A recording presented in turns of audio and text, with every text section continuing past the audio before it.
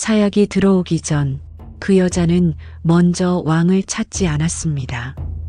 아들을 찾았습니다. 세례자는 모르지요? 아무도 대답하지 못했습니다. 촛불은 흔들리고 궁녀들은 울음을 참느라 입술을 깨물고 방 안에는 죽음보다 더 무거운 침묵이 내려앉아 있었습니다. 한때 이 궁의 주인이었던 여자, 왕이 세상을 적으로 돌리면서까지 지켜낸 여자. 그런데 지금 그녀 앞에 놓인 것은 옥좌가 아니라 사약입니다. 여러분, 장희빈 하면 뭐가 떠오르십니까? 질투, 모함, 저주, 사약. 아마 대부분 드라마에서 본 그 장면들이 먼저 떠오르실 겁니다. 이영애, 전인화, 김혜수, 수많은 배우들이 장희빈을 연기했지만 하나같이 악녀였습니다. 웃을 때도 무언가를 꾸미는 것 같고 친절할 때도 뒤에 칼을 숨긴 것 같은 여자. 그게 우리가 알고 있는 장희빈입니다. 그런데 말입니다. 정말 이 여자는 처음부터 끝까지 악녀였을까요? 아니면 누군가에게는 너무 아름답고 누군가에게는 너무 총명하고 누군가에게는 너무 위험했던 여자였을까요? 조선왕 조실록에 의하면 드라마에서는 절대 보여주지 않은 장희빈이 거기 있었습니다. 숙종이 신하 수백 명의 반대를 짓밟고 조선 최고의 학자를 죽여가면서까지 왕비로 만든 여자. 흉년이 든 해에 자신의 폐물을 팔아 굶주린 백성을 먹인 여자. 그리고 아들 하나만 바라보며 살다가 비극으로 생을 마감한 여자. 오늘 저는 여러분께 실록 속 장희빈의 진짜 얼굴을 보여드리려 합니다. 드라마가 숨긴 이야기, 승자들이 지워버린 기록. 지금부터 시작합니다. 이야기는 죽음의 밤에서 시작하지 않습니다. 아주 오래전 궁의 가장 낮은 자리에서 시작됩니다. 장옥정, 중인의 딸이었습니다. 양반도 아니고 천민도 아닌 애매해서 더 서러운 신분. 돈을 벌 수는 있어도 세상을 얻을 수는 없는 집안. 조선은 그런 나라였습니다.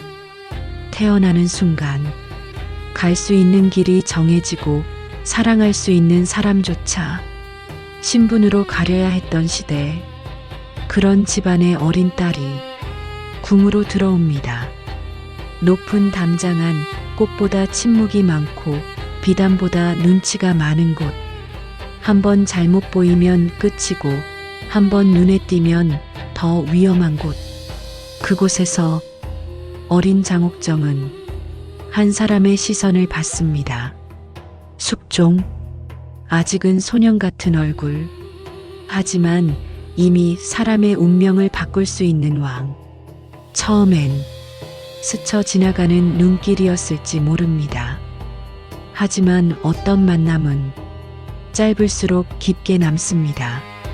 숙종은 장옥정을 잊지 못했습니다. 문제는 왕의 마음이 아니라 왕의 어머니였습니다. 명성황후는 장옥정을 달가워하지 않았습니다.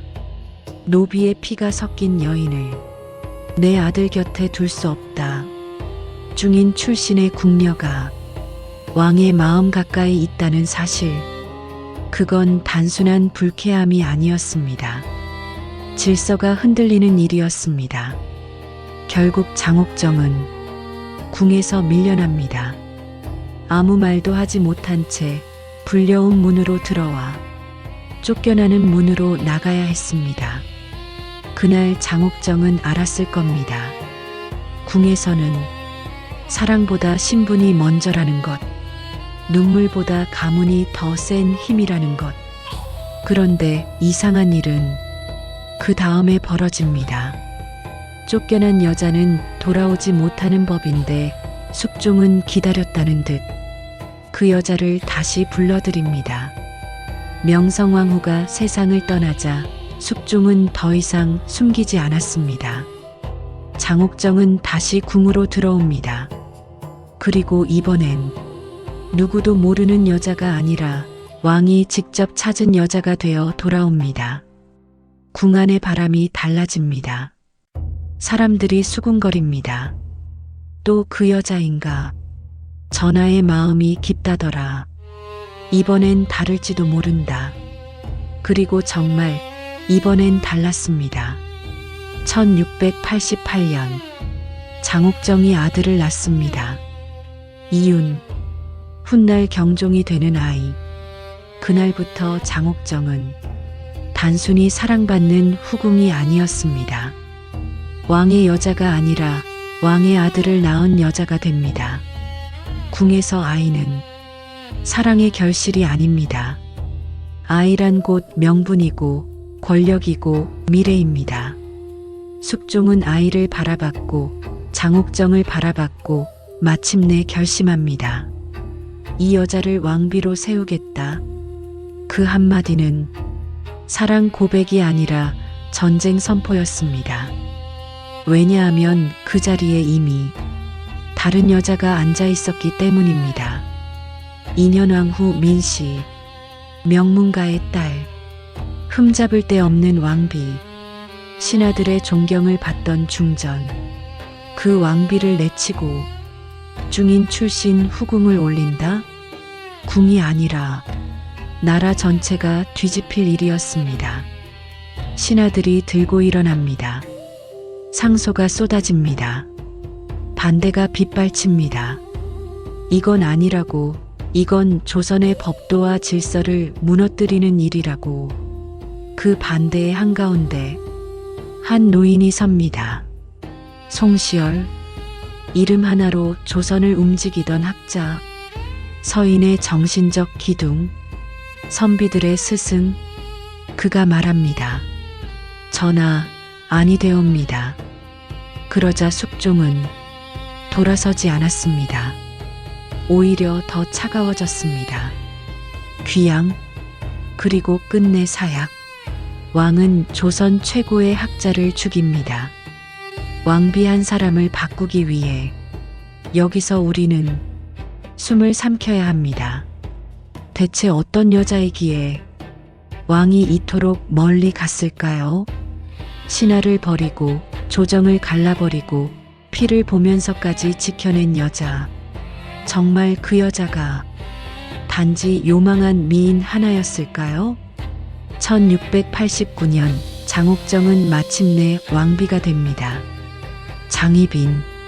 우리는 익숙하게 그렇게 부르지만 그 순간에 그녀는 분명 조선의 국모였습니다. 중인의 딸이 왕비가 된 순간 누군가는 숨죽여 놀랐고 누군가는 이를 갈았고 누군가는 그날부터 이 여자가 무너질 날만 기다렸습니다. 그런데 왕비가 된 장희빈이 가장 먼저 한 일은 무엇이었을까요? 복수였을까요? 오만이었을까요? 적들을 짓밟는 일이었을까요? 아니었습니다.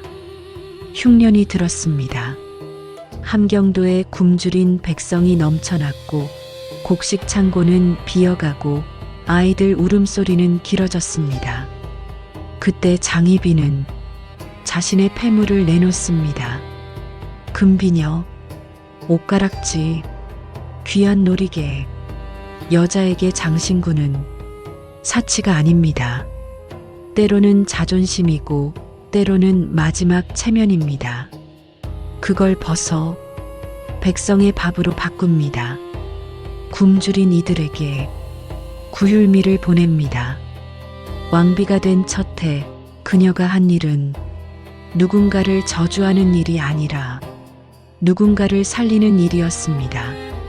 그런데 이상하게도 우리는 이 장면을 잘 모릅니다. 왜일까요? 사람들은 사람을 살린 여인보다 사람을 해친 악녀를 더 쉽게 기억하니까요.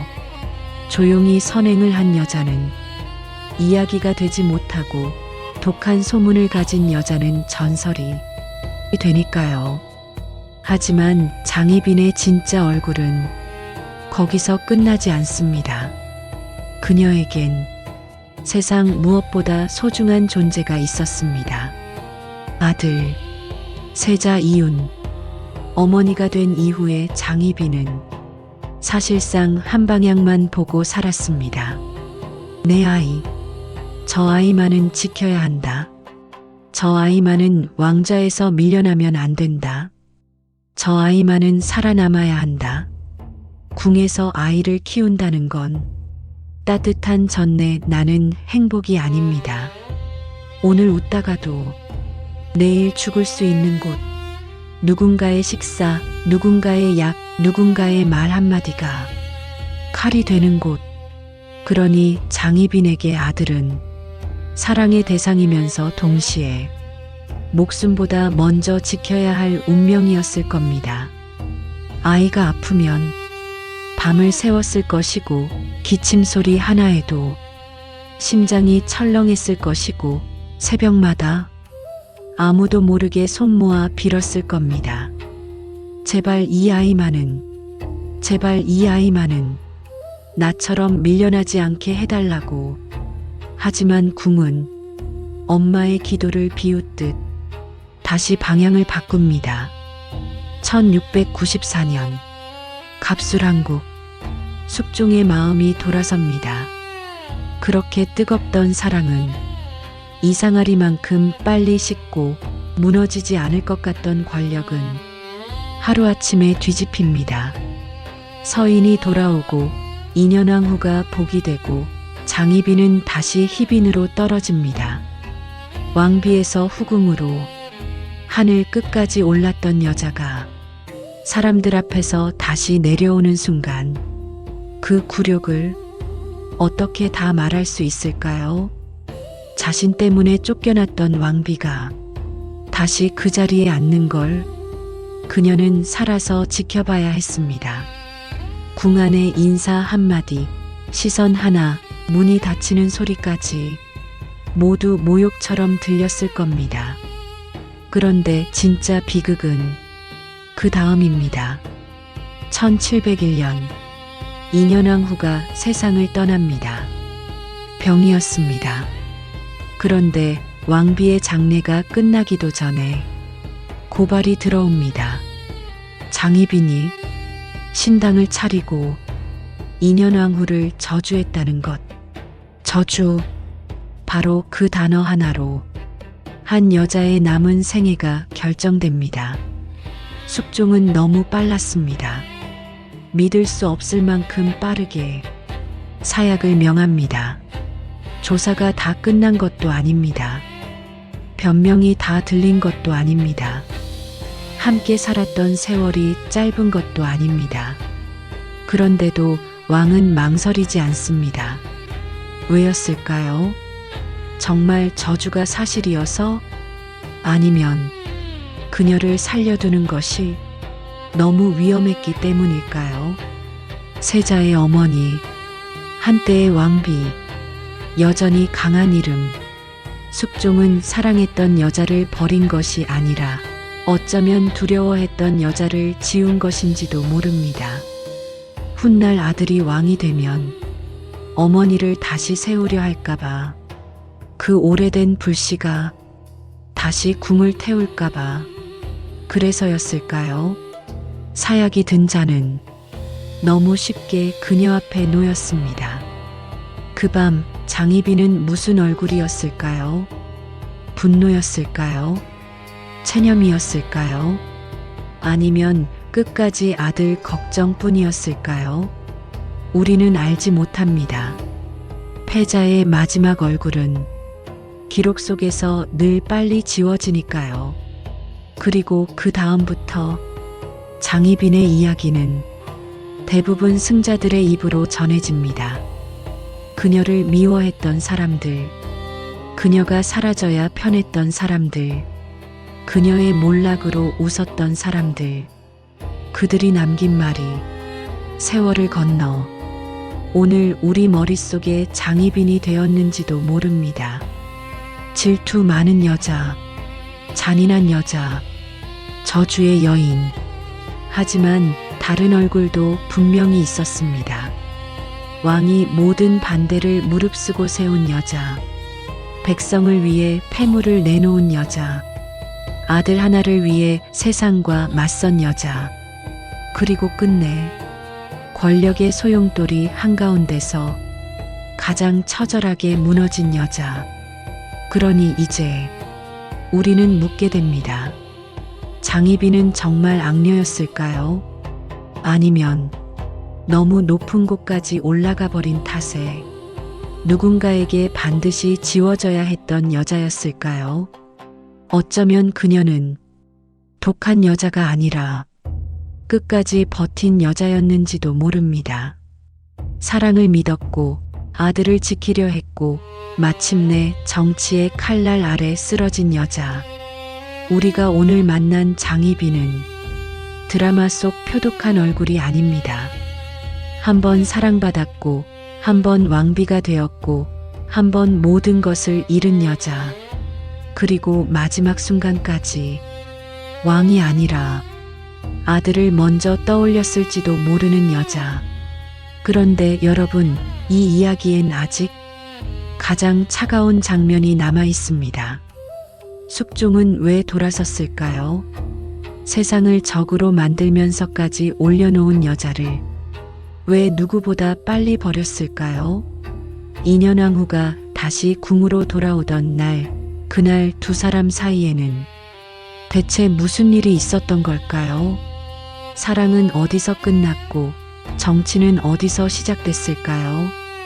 다음 이야기에서는 숙종의 침묵이 어떻게 칼이 되었는지, 그리고 장희빈이 왜 끝내 물러설 수 없었는지 그 밤의 진실을 꺼내보겠습니다.